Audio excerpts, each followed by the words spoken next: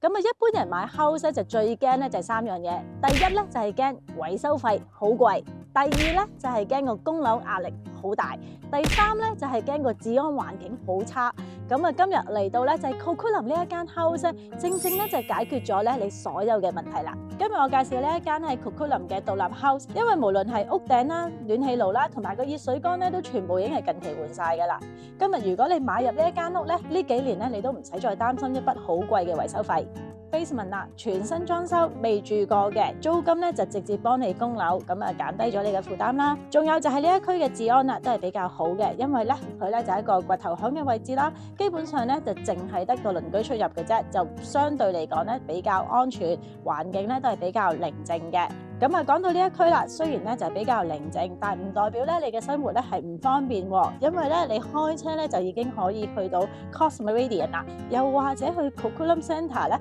你都係10分鐘之內。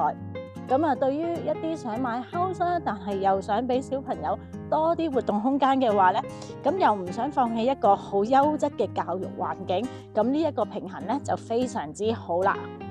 咁我哋今個禮拜咧都會有 open house 嘅，希望都會見到大家啦。詳細資料咧就喺下面嘅 description 啦，到時見。